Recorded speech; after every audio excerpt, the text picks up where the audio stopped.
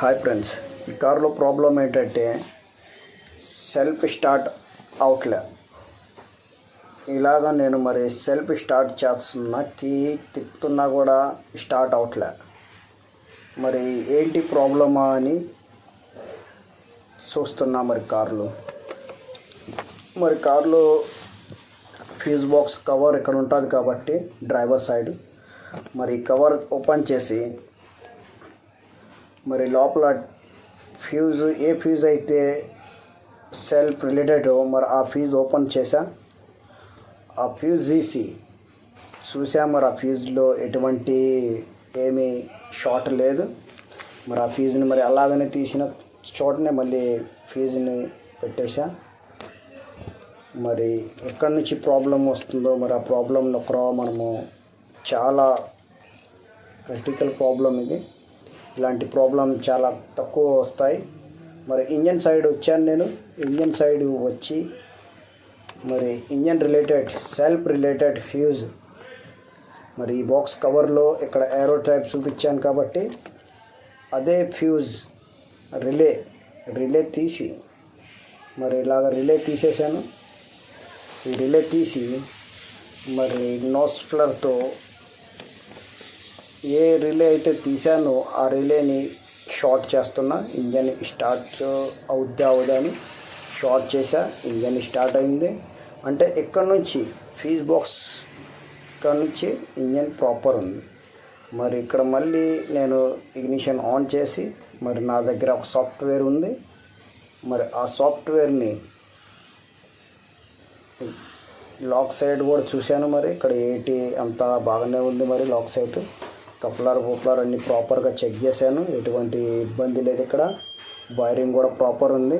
మరి నా దగ్గర ఒక సాఫ్ట్వేర్ ఉంది, కార్ జీడిఎస్ అంటారు. మరి ఈ సాఫ్ట్వేర్ కనెక్ట్ చేసి ఫాల్ట్ కోడ్ సెర్చ్ చేస్తున్నా. మరి ఫాల్ట్ కోడ్ ఏమొస్తుందో అది కూడా మనం చూడాలి కదా. అందుకని ఫాల్ట్ కోడ్ సెర్చ్ చేస్తే స్కానింగ్ అవుతుంది. మరి ఒక రవ్వ లేట్ అవుతుంది స్కానింగ్లో. మరి ప్రాపర్గా అన్ని డిటీసీ వచ్చేసేది. మరి అన్ని గూడంజ అవుతుంది. మరి 3 డిటీసీ అని ఉన్నాయి, హిస్టరీలో ఉన్నాయి, ఎయిర్ బ్యాగ్ది మరి పెండింగ్లో హిస్టరీలో ఉన్నాయి కాబట్టి డిలీట్ చేసేసాను. డిలీట్ చేసినాక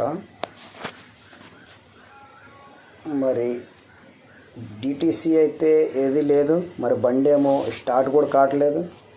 మరి ఎందుకు కావట్లేదు అనలైజ్లో మనము ఒకసారి చూస్తాం ఏం ప్రాబ్లం అవుతుందో. ఎందుకంటే కొన్ని ప్రాబ్లంలు ఇలాగ ఉంటాయి. అందుకని ఇంజన్ సెలెక్ట్ చేశాను, ఓకే జవాబు ఇచ్చాను. మరి నోటిఫికేషన్ మరి మీకు నా ఛానల్ నచ్చితే మరి సబ్స్క్రైబ్ చేయండి, లైక్ చేయండి, షేర్ కూడా చేయండి. నెక్స్ట్ వీడియోల కోసం మరి నేను వర్క్ ట్రై చేస్తాను, మంచి వీడియోలు తీయాలని. ఇదిగానండి మరి ఇలాగనే వచ్చాను. మరి దీంట్లో క్లచ్ ప్యాడల్ స్విచ్ అండి. మరి ప్రాపర్ పనిచేస్తుందా లేదా అని మనం క్లచ్ పుష్ చేసి చూస్తాము. ఎందుకంటే ఇక్కడ ఆన్ అని చెబుతుంది కాబట్టి క్లచ్ స్విచ్. ఇదిగో చూడండి, క్లియర్గా కనిపిస్తుందా. కొరవ ఏంటంటే సిస్టమ్ క్లచ్ పుష్ చేశాను. మరి జీడిఎస్లో అయితే నోటిఫికేషన్ క్లచ్ది ఏమీ ఆఫ్ ఆన్ చెప్పలేదు కాబట్టి నాకు పూరా డౌట్ క్లచ్ స్విచ్ మీదే ఉంది. మరి నేను క్లచ్ స్విచ్ రిప్లేస్మెంట్ చేసి ఆ తర్వాత స్టార్ట్ చేసి చూస్తాను. క్లచ్ స్విచ్ అయితే ఎదుగండి పెడల్ పైన క్లచ్ స్విచ్ ఉంటుంది. ఈ స్విచ్ని క్లచ్ స్విచ్ అంటారు. ఇది పుష్ అయితే కానీ బండి స్టార్ట్ అవ్వదండి. నేనైతే మటుకు ఇప్పుడు క్లచ్ స్విచ్ రిప్లేస్మెంట్ చేశాను. ఇది ఇక్కడ ఉంటుంది క్లచ్ స్విచ్. మరి స్విచ్ని రిప్లేస్మెంట్ చేసి మళ్ళీ జీడిఎస్ కనెక్ట్ చేస్తాను.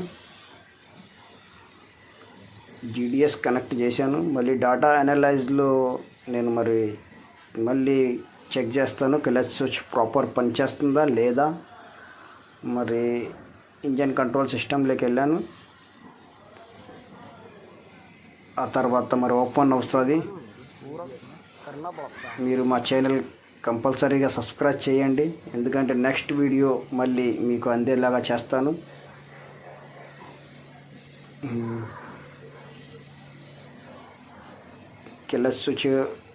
క్లచ్ పెడల్ స్విచ్ అండి. ఇప్పుడు మరి ఆన్ చేస్తుంది కాబట్టి ఇదిగో నేను ఇక్కడ క్లచ్ పెడల్ పుష్ చేస్తున్నాను, ఇక్కడ ఆన్ ఆఫ్ చేస్తుంది కాబట్టి స్విచ్ చేంజ్ చేసినాక ప్రాపర్ పనిచేస్తుంది ఆన్ ఆఫ్ కండిషన్. మరి ఇలాగనే నేను ఒకసారి బండి స్టార్ట్ చేసి చూస్తాను స్టార్ట్ అవుతుందా లేదా. బండి అయితే స్టార్ట్ అయిందండి, కాబట్టి ఆర్పిఎం కూడా ప్రాపర్ అవుతుంది.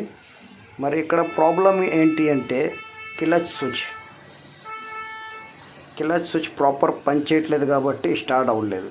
ఇప్పుడు క్లచ్ స్విచ్ రిప్లేస్మెంట్ చేసినాక ప్రాపర్ స్టార్టింగ్ అవుతుంది కీ తోటి. మరి ఇలాగనే ఏ ప్రాబ్లం వచ్చినా మీరు షార్ట్ అవుట్ చేయవచ్చు.